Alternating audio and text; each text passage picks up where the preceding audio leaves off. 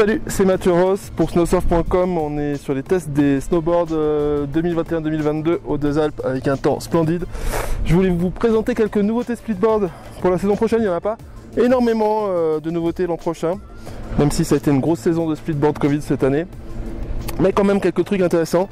En premier lieu, cette K2 Freeloader qui est la version un peu haut de gamme de la Marauder qui existe déjà dans la gamme, qui est une board déjà assez freeride avec un beau top sheet snowphobique. Là elle est montée en plus avec les fixations K2 Far Out compatibles Puck voilé. C'est une board à tout faire, splitboard, toute neige, voilà, on peut pas trop se tromper quoi. C'est vraiment une board pour rider peut-être puissant ou pas, peut-être pour rider un peu averti déjà quand même.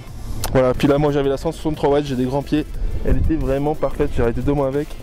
Je me suis fait plaisir et ici sur les tests, elle a encore fait l'unanimité. Après j'ai cette petite Rossignol After Hour, c'est la split de Marion RT. Une bonne split all mountain pour filles. Là c'est la version proto, c'est pour ça qu'elle est sans le top sheet. C'est un peu la cousine en plus fine et plus compacte de la Sashimi Split, qui est vendue chez Rossignol en pack avec des pots déjà adaptés, des pots brandés Rossignol mais des pots Mocha super, qui sont déjà coupés à la taille. Et puis il y a aussi les XV Split, les fixations de chez Ross compatibles plumes. Après toujours au chapitre des nouveautés, c'est Nitro qui a sorti une board de son quiver, la Slash, en version split, qu'il a coupé en deux en version split. Ça c'est une board un peu moins polyvalente je dirais que la Doppelganger chez Nitro. Un peu pour les fans de la marque, de ce style un peu compact, un peu vénère, assez freeride, bien aussi pour de la rando station, voilà, un peu à tout faire. Ça c'est une board qui défonce tout dans la trafole. Une bonne board de forêt et de neige difficile, pas forcément très freestyle, ni très carving. Donc pas hyper moderne, un peu old school, mais vraiment sympa. Et puis la petite dernière que je voulais présenter aussi, c'est un peu une surprise, c'est le split de Decathlon qui sort en early release l'an prochain.